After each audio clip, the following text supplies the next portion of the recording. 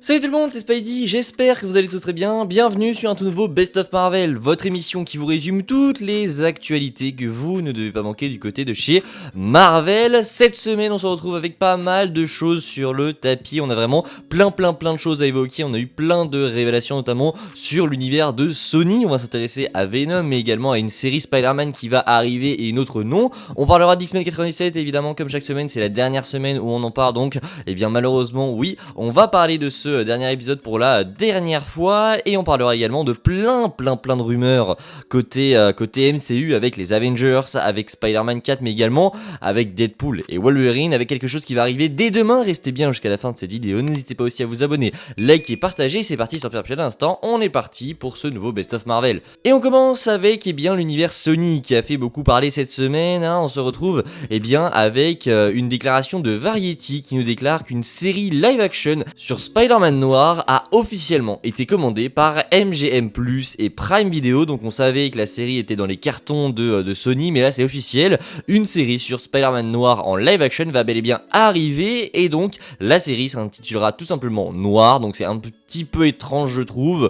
Pourquoi ne pas l'appeler tout simplement Spider-Man Noir, je ne sais pas. Et donc c'est l'acteur Nicolas Cage donc qui incarnera ce rôle principal donc de Spider-Man Noir. Moi je trouve que c'est une très bonne surprise, sachant qu'il l'interprétait donc déjà dans les films d'animation. Je trouve que c'est une très bonne chose de le revoir ici. J'ai plutôt hâte de voir comment ils vont gérer le ton qui peut être très intéressant dans cette série. Donc pour moi c'est une très bonne chose. Par contre, là on va enchaîner les mauvaises nouvelles avec l'univers de Sony, puisque la série Silk Spider Society, donc une série basée sur le personnage de Silk qui était en préparation depuis 5 ans, est officiellement abandonnée par Amazon. C'est donc terminé, il n'y aura plus de série sur Silk. Alors attention, la série n'est pas totalement annulée. Sony cherche désormais à la revendre à un autre diffuseur, donc à voir si Sony va trouver. Mais la série Silk est très mal en point. N'hésitez pas en commentaire vous à me dire si vous attendez ou pas une série sur Silk. En tout cas moi je pense que ça pourrait être sympa, après à voir si du coup elle arrivera un jour ou non. Une bonne nouvelle ou pas pour ceux qui n'aiment pas forcément les films Venom, puisque Deadline a déclaré, et ça du coup c'est officiel, que le film Venom The Last Dance, donc le 3e opus qui arrivera cet hiver, sera bel et bien le dernier film Venom de la franchise. Donc c'est confirmé, Venom 3 va conclure la trilogie des films Venom, et après le Venom de Tom Hardy, ce sera donc terminé. Donc voilà, c'est une plutôt bonne nouvelle pour moi. Il faut qu'on tourne la page avec ce Venom qui a déçu, et il faut qu'on aille chercher d'autres choses, notamment du côté de Spider-Man 4 apparemment, mais ça on va y revenir plus tard dans cette vidéo. Mais voilà, Venom ce sera le dernier, et pour moi c'est une très bonne chose. On passe désormais côté Marvel Studios avec l'arrivée, Marvel Animation désormais, avec l'arrivée du dernier épisode de la série X-Men 97 qui s'est donc conclu ce mercredi. Ça y est, c'est terminé malheureusement, et quel épisode de dingue pour conclure cette saison de fou. On a donc fait la critique de tous les épisodes sur tous les Best of Marvel depuis maintenant 10 semaines. Donc voilà, ça se conclut aujourd'hui avec un épisode, aujourd'hui mercredi, avec un épisode qui était juste phénoménal. Voilà, c'est tout ce qu'on veut voir je pense en tant que fan quand on aime les X-Men. Voilà, tous les X-Men étaient évidemment présents dans un combat juste fou, bien sûr. La fin est très intéressante, ils nous utilisent une saison 2, et donc évidemment on a très hâte de découvrir cette saison 2. Pareil, tous les caméos qu'il y a eu dans cet épisode c'était juste fou. Mais encore une fois, ce qui est très bien avec X-Men 97, c'est qu'il y a beaucoup de caméos, mais les caméos ne prennent pas le dessus tellement l'écriture de la série, et la série est très intéressante. Et c'est ça qui fait la force de cette série, c'est que l'alchimie entre les X-Men mais aussi l'écriture de la série font que c'est vraiment exceptionnel, et ça met tout au premier plan. C'est vraiment très bon. J'ai très hâte évidemment de retrouver les X-Men pour une deuxième saison. Et d'ailleurs, tant qu'on en parle, on passe sur la deuxième news de X-Men 97, puisque selon Entertainment Weekly, la saison 2 de la série X-Men 97 est actuellement en phase de montage, donc bien plus avancée que ce qu'on pensait, et donc elle devrait arriver bien plus tôt que ce que l'on pense. Donc pour moi ça va arriver fin d'année 2024, sauf s'ils veulent vraiment attendre que la saison 3 soit un petit peu plus avancée, puisqu'on sait qu'il y a une saison 3 aussi qui est en préparation. Je pense qu'ils pourraient attendre du coup que la saison 3 avance un petit peu plus avant de la sortir. Mais voilà, la saison 2 est en phase de montage, et ça c'est une très bonne nouvelle également. Ça montre que ça a très bien avancé, on savait qu'il l'avait fait en parallèle. Donc X-Men 97, ça n'est pas prêt de s'arrêter, et c'est une très bonne chose. On poursuit du côté de l'animation avec What If saison 3, puisque Brad Winderbaum donc a déclaré que la saison 3 de What If sera probablement le prochain projet à sortir du côté de chez Marvel Animation. C'est donc selon Comic Book qui a donc interviewé Brad Winderbaum. Donc voilà, What If saison 3 ça va arriver. Bon, What If, je suis désolé, mais de plus en plus qu'on qu'on avance dans les saisons, j'ai l'impression qu'on est de plus en plus en mode OSEF devant cette série. C'est dommage parce qu'il y avait un potentiel de malade.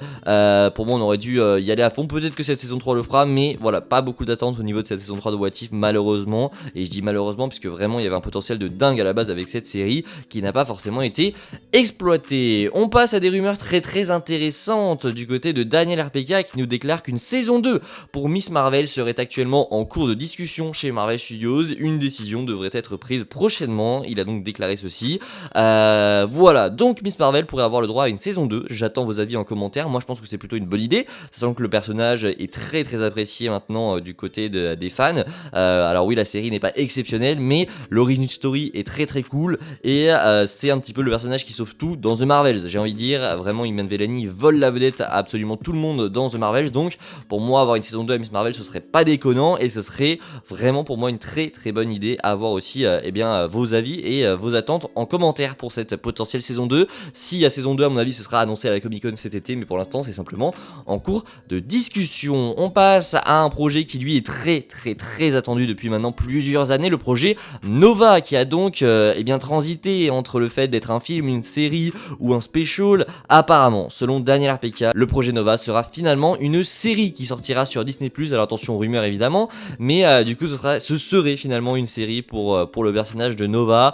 Un jeune acteur serait actuellement recherché pour le rôle principal, donc on parle soit de Sam, soit du premier Nova pour le coup, donc à voir, là pour le coup ça peut être les deux, donc ça va être intéressant de voir quel Nova ils vont prendre. Et donc le tournage selon Daniel RPK pourrait commencer en 2025, donc très tôt, enfin très prochainement plutôt. Et donc voilà, le projet Nova avance, c'est une très bonne chose. J'ai très hâte évidemment de voir ce projet arriver. Je suis très fan du personnage de Nova, donc vraiment c'est un projet que j'attends de pied ferme. Pareil pour un autre projet qui lui a été annoncé non, mais qui est sous rumeur depuis maintenant plusieurs mois, le projet Midnight Suns, qui est très attendu aussi. Et bien selon Daniel RPK, le projet devrait commencer son tournage dès que le tournage de Blade sera terminé, donc sûrement d'ici la fin d'année 2025 aussi.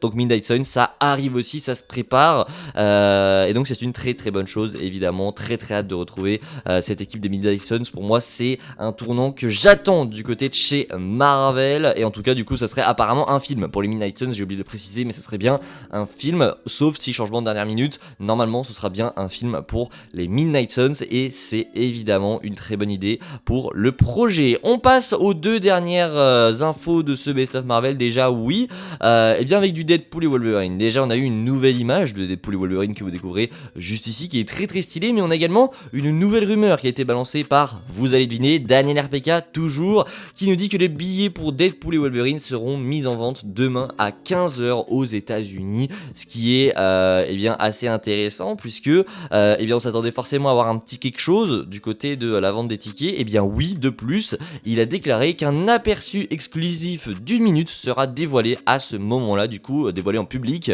Donc on devrait demain avoir un aperçu de Deadpool et Wolverine d'1 minute, donc ce sera soit un extrait du film, soit un TV spot directement de Deadpool et Wolverine. Donc demain, rendez-vous sur la chaîne pour parler de Deadpool et Wolverine, et mardi on parlera de Spider-Man 4, évidemment, qui a beaucoup fait parler, et on va en parler un petit peu. Spider-Man 4 qui s'offre une nouvelle rumeur très intéressante. Daniel RPK nous dit ici que le tournage de Spider-Man 4 devrait commencer à l'automne 2024 et qu'une sortie serait prévue pour fin 2025. De plus, le symbiote que l'on voit à la fin de No Way Home aurait un rôle à jouer dans le film. Je vous laisse aller découvrir la vidéo que j'ai sortie hier, si je dis pas de bêtises. Oui, hier, j'étais perdu, pour plus de détails et plus de hype évidemment autour de ce projet. Mais en tout cas voilà, pour Spider-Man 4 c'est très hypant. Et enfin on termine ce Best of Marvel avec un personnage qui lui est très apprécié, Kate Bishop, puisque selon Daniel RPK, le tournage du film Young Avengers devrait commencer en 2025. Ça fait beaucoup de projets qui vont être lancés en 2025, ça va être super cool. En plus des projets qui vont arriver comme Fantastic Four, comme Blade non, mais comme Captain America ou Thunderbolts, ça va être intéressant de voir les projets qui se lancent en parallèle, etc. Kate Bishop du coup sera bien présente dans Young Avengers, mais également dans Avengers 5 selon Daniel RPK, et évidemment Hailey Steinfeld reviendra dans le rôle, en tout cas c'est ce qu'il a déclaré. Waouh, le dernier mot était vraiment nul, mais en tout cas voilà pour ce Best of Marvel. J'espère qu'il vous aura fait plaisir. Si c'est le cas, eh bien vous connaissez, n'hésitez pas à vous abonner évidemment à la chaîne, à liker et à partager. Et nous, vous le savez, on se retrouve dès demain pour parler de Deadpool et Wolverine avec un nouveau spot du coup qui sera dévoilé demain. Bref, n'hésitez pas à vous abonner, à liker et à partager. Et moi je vous dis à la prochaine, c'était Spidey, prenez soin de vous les gars, ciao tout le monde.